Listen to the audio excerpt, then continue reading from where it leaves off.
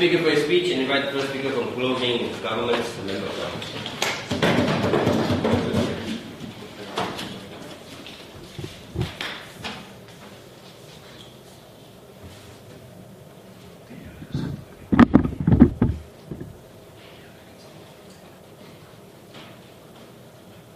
Okay, ladies and gentlemen, Mr. Speaker, I'm very glad to represent the society's view in this debate, not the view of profit-seeking capitalists, which we want to deprive them in this particular situation.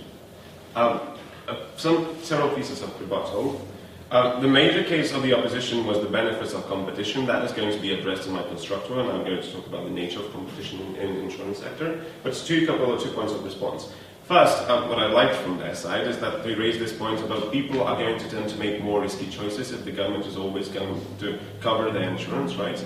We say, if we, what our plan suggests is that we may provide insurance to the groups of people that are currently not insured. Our plan did not suggest that the people will not have to pay for the insurance in the first place. Our plan did not suggest that payouts are not going to be differentiated according to the risk. They may be the payouts may be lower so that people could afford that, but it's not like the people will not pay so that they would stand to make more risky choices because their price of what they pay is not dependent. But the second thing we say, I will never, just in order to, because I know I will be insured, it's not an incentive for me, for example, to damage my health, because my health is already, is already valuable for myself. But it's not a reason to burn my house, because I know I will always get an insurance. There are other reasons why I would not, don't have this moral hazard in the first place.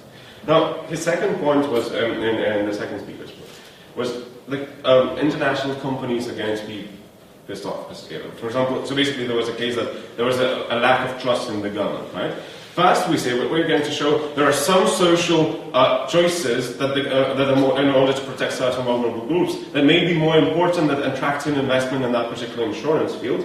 But the second thing, we think there is a logical fallacy for kind of providing the slippery slope argument by saying that all companies will not trust in the government. We say that's just one exclusive case when we can reason very well why the insurance industry is not working in terms of competition. We can nationalize that. It does not mean that we are always going to deprive private companies of their property. So unless they show that it's always the case and that the companies are going to think like that, in their case do not step. Okay, I want to talk about three things basically. And my first thing is something a bit what the first government has been mentioning, is that the government's role to provide this insurance to vulnerable group and safety network. They were asking us, so what is the problem? I'm bringing you the problem. The point is that when insurance is provided for those profit-seeking reasons, then what happens is that certain groups of people, particularly people with a high-risk profiles, for example, if I have a health problem, right, by the private companies, because they know I have a high risk, I will never be insured whatsoever, even no matter how much I pay, right? So first, certain products that are important to certain vulnerable groups are not there in the market. We say the government intervenes by nationalizing it and make sure that those services appear in the first place. But the second thing, we say if the companies are trying to maximize their profit in the first place, then even if they provide insurance to those with high-risk profiles, then that insurance is so expensive that those high-risk profile groups cannot afford it in the first place.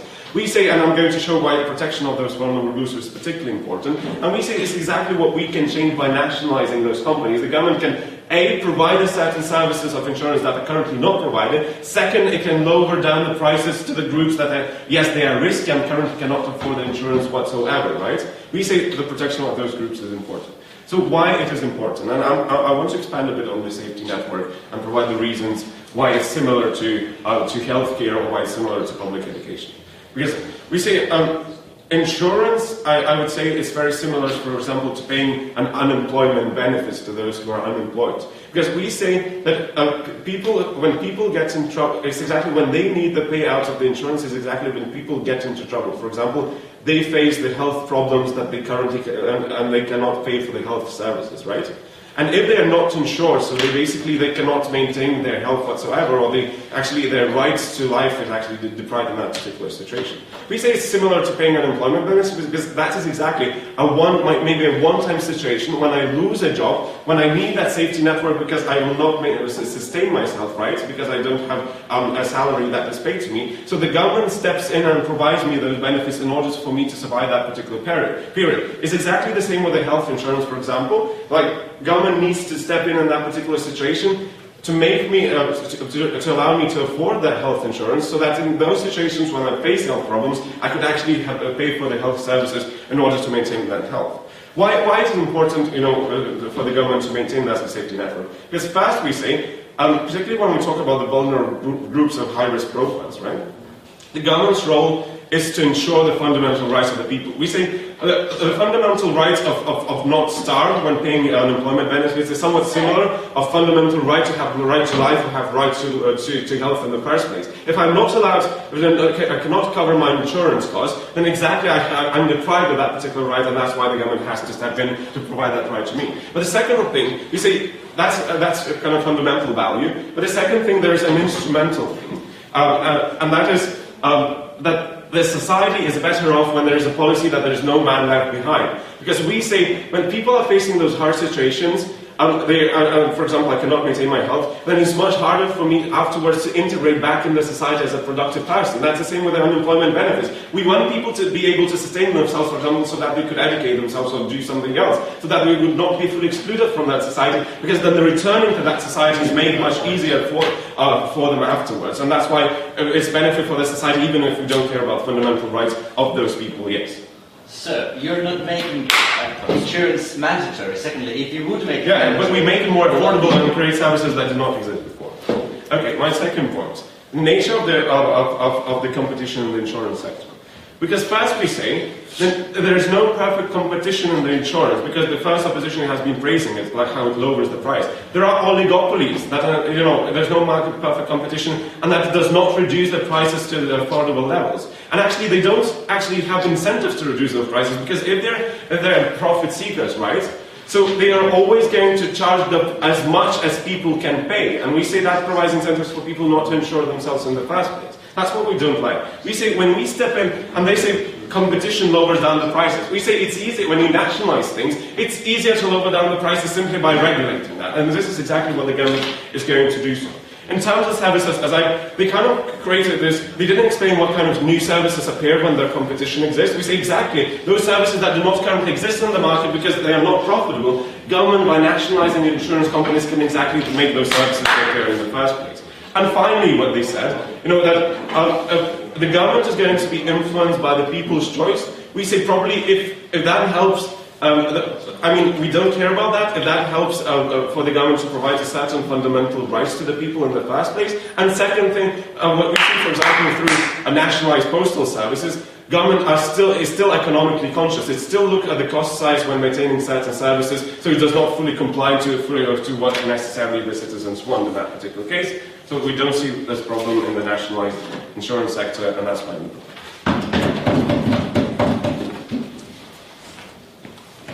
Right, thank you very much. I invite first speaker closing opposition, the member of opposition.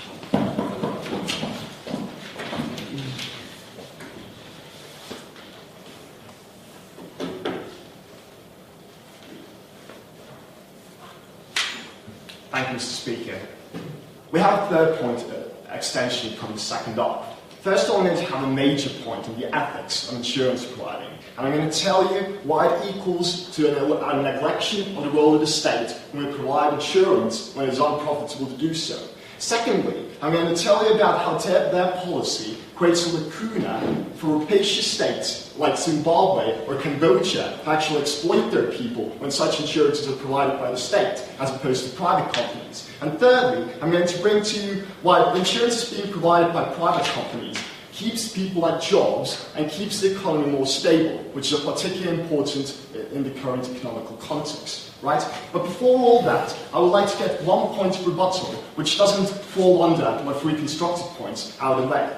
I think it is very interesting that they said that, yeah, we're not going to provide insurance for all people, but we are still going to provide insurance for people who are currently not insured, right? And we think logically, why does people under the current systems, where private companies maybe provide insurance, are not insured, is because the private companies think that providing insurance to those people is unprofitable. Right? I think this is majorly important because we still think that by taking such decisions, the state neglects its role and basically removes from the supply of limited resources that it has and therefore subtracts from the general welfare of the public as a whole. But I'm going to expand more on that under my first constructive point. And they also have this point about risks. Right, like when you have insurance, it doesn't really necessitate for you to take more risk. But I still do think that, for an example, if you know that you're going to have a full car insurance, then you're more likely to speed because you don't have the incentive to preserve the sort of value that is already being provided for by an insurance company. Right, so we say that people are more prone to take more risks, and this is also harmful. But now I'd like to quickly move on to my first constructive. Right? So what we basically believe is that the state has limited resources to provide, right? And therefore, it is not legitimate for the state, or it is not justified for it to provide insurance for everyone. Because we do believe that the fundamental imperative for every state should be the general welfare of the public. And this fundamental imperative should be based on a broader utilitarian calculus, rather than a categorical moral calculus that provides disproportionate benefits to select individuals where there is no ethical reason in the first place to provide those benefits, right? So, in general, what we believe is that private companies are particularly good for making insurance decisions because they are driven only by profit incentives, and basically they only provide insurance to people in which it is deemed profitable and it adds to the general welfare of the public, right? We think that it is not justified to provide certain disproportionate benefits to some individuals who are not going to be productive in a society anyway, right? Like the groups that they're talking about, the elderly, the people who have a history of the disease. Those people are generally not very productive in societies, and they don't add very much to the welfare of society. And they didn't really bring out the ethical reason or justification why they have to care more or have sympathy for some select individuals, while at the same time we neglect the rest of society, right? This is what we think the fundamental moral point is.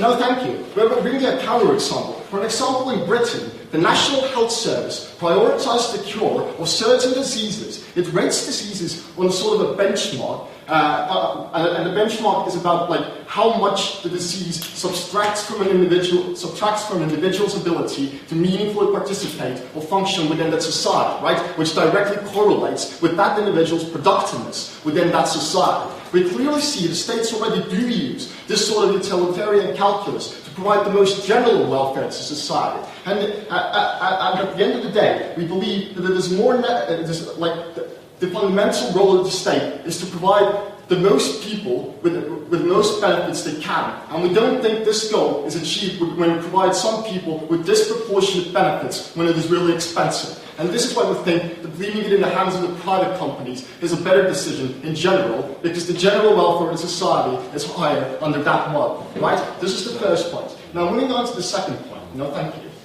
I'm going to speak about bandit states. Well, we have a little bit of confusion about whether this insurance is going to be mandatory or not from the first and the second prong. First, let's assume this insurance is not going to be mandatory.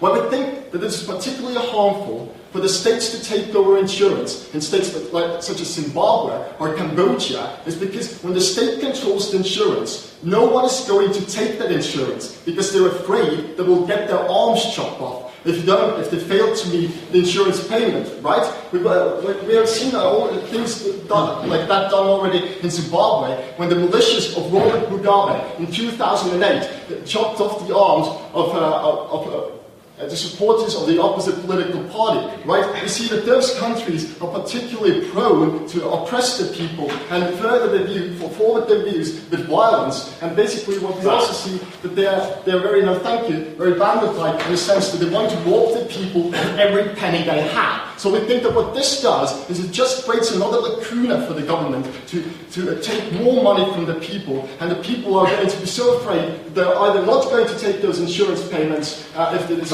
not mandatory, or if it is mandatory, then, well, perhaps they are going to take them, and the government is just going to strip them of the money. Don't you agree, sir? Yeah, so these are just marginal cases. You have to prove why it has harms for normal countries. Particularly when the class opposition already said that people can influence the governments very well. Yeah, I already proved why it is morally wrong on the first point, and I proved why it is particularly wrong in those countries. So the point really didn't have any sort of meaning. So moving on to the third point, well, I think it's particularly important as it stabilizes the economy and keeps people working. We think that people tend to work, that the economy tends to be more stable when people work constantly, and people tend to work constantly when having a job is bound up with something more fundamental than getting paid, right? We say that an example of this is when the modern banking industry rose and more, public credit became, private credit became available for normal families, then people tended to be more stable in their working habits because they knew that they were going to lose their collateral or their home if they didn't work, right? In this case, we say that when the people don't work, they know that they're going to lose their insurance because in many countries currently, insurance comes in a package with having a job, right? This is particularly prevalent in the US. So what we do believe in this case is that people know that if they're going to lose their job, if they're not working, then there's going to be no one there for them to take care of them when an accident happens. So we believe that having private companies provide expensive insurance with high prices in this case basically keeps people at jobs, and therefore we believe it is good as well. So for all these reasons, we think it is better for the private companies to handle insurance affairs. Thank you.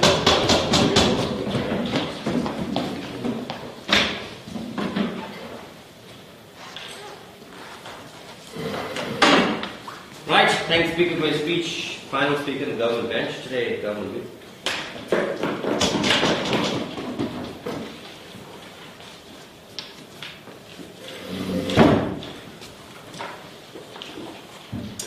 Mr. Speaker, ladies and gentlemen, I would like to summarise this debate on 3 main points. First of all, how do we mitigate harms? Second of all, what is the role of the state? And third of all, what are the practicalities of that notion? Before that, 2 points which does not fit into my summary.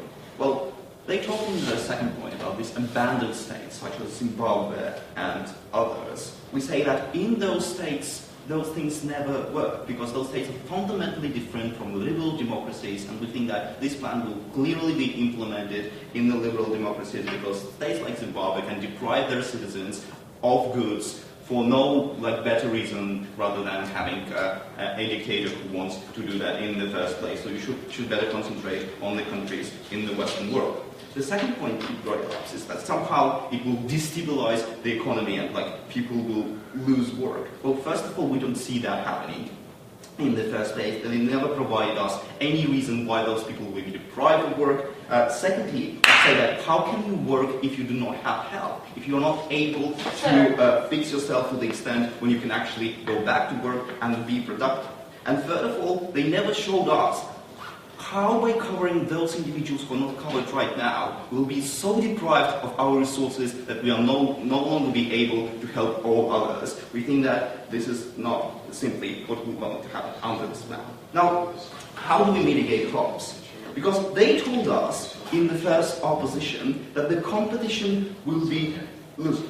And I was to ask that, how do you measure the quality of the services provided in that particular area? How do you make insurance worse or better? They told us the prices will be different. We say, in that case, we say that the government is perfectly capable of mitigating and evaluating what the price should be, and it already does that. For example, in providing in providing public transportation, for example, we think that people would like public transportation to be prices to be as low as possible, but the government is still evaluating on what is the reasonable price. We think that it is perfectly capable of doing that. We think that it can do it in this case also. Then they told us that some of the services will be excluded, like insuring your puppies and so on and so forth. But you made the point that governments are listening to the people. So if it is important for people to insure their profits, we think that the governments will listen to their people and will include that kind of thing. And we already shown you how competition right now in the private sector simply does not happen, because those private companies are so driven by the profit and so profitly oriented that they do not want to lower prices. And why should they if everyone around doesn't lower prices? They remain high. We think governments can do it. Now, why and how do we mitigate these harms? Because we say that there is a market failure right now, because those companies, being so profit-oriented, simply does not acknowledge that there are individuals who are deprived of that opportunity and excluded because they are not profitable. Why is that? This is because those private companies never play a social role the government does. They are ever there to provide something else than just getting benefit out and getting profit out of that activity in the first place. So we think that it is a huge harm that some individuals, because of their nature, right now are excluded from that activity in the first place. Why is that? This is because there are just two ways. First of all, they are not insured because of their health problems, or the prices for them are so high that they are not able to afford that. We see it as a huge harm. We see it as a very high harm. Now, to the second,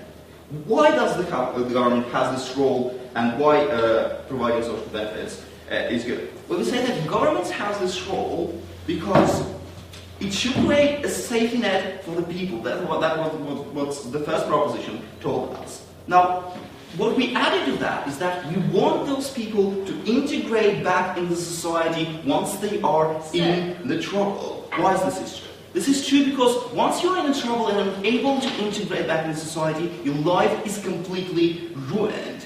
The problem is that you do not think about the dangers of those things before it happens with you. So that safety net is ensuring that you are not getting into trouble in the first place. There are several reasons of why this is important. Well, firstly, there is an intrinsic reason of saying that some rights are just fundamental because we treat individuals as an ends in themselves, and that's why we provide those individuals with those fundamental rights. But secondly, we think that the state and the society will be better off if we will balance that to the extent where everyone, irrespectively of whether it is healthy individual or unhealthy individual, will be better off, because we never know whether we'll be healthy or unhealthy, like in several years and so on and so forth, whether that accident will happen with us or will not happen with that. How did they reply to that? We replied to that like the resources are limited and we do not have money to do this. Well, first of all, we never said the state will not get profit out of it. We say that in the cases when the state can get profit out of it, it will still continue to do so. We say the difference is that it will cover areas which are not covered right now, which are blank right now. Go. You're going to insure individuals, as you conceded in the first speech, that are currently not insured by private companies. Ergo, you're going to create losses. Well, even if we are going to create losses, I mean, come on, when we are paying for healthcare, yes, we also create losses, but the fundamental thing behind that is just bigger than those profits. And we say that those losses will not be that huge as you wanted to present it in the first place. Now they tell us, in their extension, that we should make like those utilitarian calculuses, because if like person is not productive, we should not provide him with benefits. We see that this is simply not true. To that logic, they should never pay pensions to the pensioners, because they are not productive anymore in our society. We think that we do that because we acknowledge the value of the individuals in the first place. Now, we told you, on my last point of this practicality, is that firstly, if you are not insured, you are less likely to be integrated in society, and this is bad because you will be less productive. So if you are utilitarian, we still win that point because being less productive is bad under your own criteria. But secondly, we think that the cost of those things is divided among, the high cost of insuring someone who has health problems is divided amongst other people, creating less incentive for you to be insured, and this is a clear harm because we want the safety net to be in the first place, and because of that, we propose.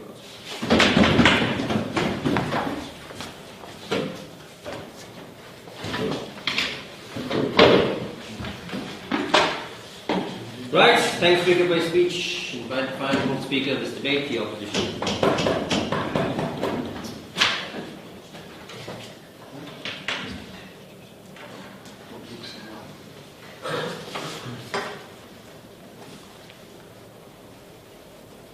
Ladies and gentlemen, we see that there's a problem with what the government side on this debate today is understood as insurance. We said everything that they're saying that they can do with this insurance, they never actually said why we need insurance to do it. All of the things that they brought out, we can do simply with social benefits, we can do simply with the things that we already do and just increasing them. They've never shown specifically why insurance is the most important thing, why insurance is what we need to change, and how insurance is so important in this case, instead of social benefits, instead of all those good things that we already do. Now, what I see is two main questions that we have to answer in this debate. First of all, can the state take this role of actually giving out insurance? And secondly, can the state actually handle this role? That's the practicalities of it. So let's first of all go into, can actually the state allow itself to take this role? Well, as we've already shown, right, the state has a lot of roles in it, in itself, right? But we said one of the main reasons or one of the main things that the state should be is efficient, right? Efficiency is a very important point in this case because we see that if actually the state does provide insurance, we're saying it's just not efficient, right? We said we have limited resources. Of course we do. Every state does, and as Ron has shown, right? If we use the system of giving these people who do not actually work, these really sick people, as they call them, we're being disproportionate. We're not being fair because we're taking away from the state's resource. We're taking away from the bank that would normally help the other people as well. So we're making this one group privileged, and we have no ethical or moral background to do this. We're saying that some of these people deserve lots and lots of help, and off the benefit that the others who actually work, the others who actually should be helped, can get, right? We're seeing that this is just not efficient in this case. We're also saying that it's not fair ethically, it's not fair morally. That's where we see that this point falls in this case. We also see that, it's very easy to say that, we have to help the elderly, we have to, do all of these things. But what they haven't really discussed is the fact that, we're taking away from something and giving it to the elderly. But what we're taking away, right, is all of these resources that can be used on other people as well. We're making this one group so superior and haven't shown why we should do this. Secondly, they also never really showed why insurance is the best way to help the elderly and all of these other people. Why don't we just increase social benefits? Why don't we just give them more help in these ways? What is the fundamental intrinsic value that insurance in itself gives to these people and makes it so important? That's what we see that we just haven't heard from the government side today, and that's what we see is a big problem. What we also see under the inefficiency part is the fact that working is really important, right? We see that, as Ron explained, right, people are more likely to work because right now it is a privilege to have this type of expensive insurance, right? And so we're saying that people actually do try and work harder for it. They actually see it as being a very good thing because if we have more people working, right, we have a better economy in general. We're saying that this is very simple in its context, but it actually works in this case, right? What they've been saying this whole time, right, is no, but we also have these people that we need to integrate back into society so that they can actually work. And then they said that, first of all, because it'll be good because it'll be easier for these people because we'll make it cheaper for them because if we nationalize, it'll be cheaper. Then Michal brought out in his speech that, so maybe we still want to have profit whenever we can have profit. So exactly where are we supposed to make this anyway cheaper? It's exactly the same thing as we're doing before. Thank you. And also, so if it is not a big difference, right? And they're saying that some people do not know what's going to happen in the future, and the state should make sure that they, in some way, protect themselves. If we're not making this insurance mandatory, then people won't take it anyway. And if they don't take it, then in that case, nothing's going to help them, right? Because it's not going to be so much cheaper or so much more cheaper, as they've discussed. And secondly, if it is mandatory, right, we already see that we have social benefits that we can give. We have different methods of also helping these people and making sure that if they do fall into the bad parts or if something bad happens in their life, they have different ways of actually getting out of it. They have different help methods instead of actually insurance itself. Yes, Mihai? Okay, the difference between insurance and other benefits is that it is very specific. It helps you when you need it, when you're in trouble. And we're saying that you can make social benefits you can make them very specific as well. We don't see the difference in this case. We can say that if you're just giving out money to people who have their limbs blown off or something, right? It's specific enough. We're saying that social benefits in this case can take the role. We don't still see what's so different about insurance. But so the second point, can the state actually handle this role, right? In this group, what we brought up was like the differentiation between like the democratic states and the undemocratic states, right? So first of all, we see that under the undemocratic states, it's fairly easy to see why there's a big problem with actually having the nationalization of insurance, right? Ron already, spoke about Cambodia and also spoke about Zimbabwe, and even though these places may be, extreme in this case, there are still states, right? There's still places where people would need insurance. There's still places where people use insurance, and so we say that yes, they are valid in this case. We could say the same thing about China, right? We're saying in that case as well, if we nationalize insurance, the main point that we're trying to get across is that this will be another way for any country that wants to manipulate its people, right? And we're saying that that's really bad, because we're saying that if we're not making it mandatory, people will just not take that insurance, and we're saying that is bad, because everyone in this debate says that insurance is in some way intrinsically good. And thank you. And if it is mandatory, then we're just giving the states more role in the people's lives. We're giving the state a lot of power over the people that we just don't see fair, especially in these countries that they call extreme, but that we call actual countries, and we see that people might have problems there. So that's where we see a big problem. Don't you agree? In those countries where there's no democracy, there's probably also not, in China particularly, there's no private insurance sector whatsoever, so we're not solving the problem there. We're solving the problem where competition exists. No, but you see, we also need to look at the countries that actually that we also have these in, not only the countries that we want to look at, some of the best countries, right? Okay, but secondly, now let's talk about the democratic states, the ones that they seem to want to focus on. First of all, they said that the biggest point that they say why it would be better would be because it's cheaper. Because actually now some people that cannot afford it before can now get it, right? First of all, we still don't really know if it's actually mandatory or not, right? We're saying that.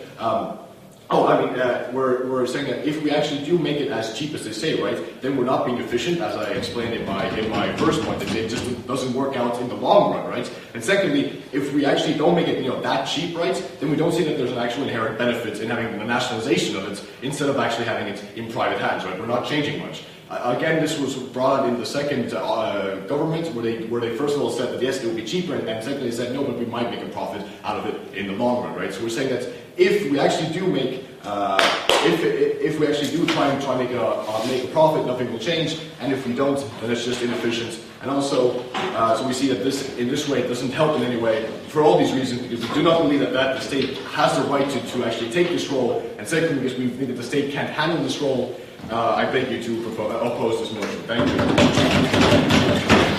Right, thank all the speakers.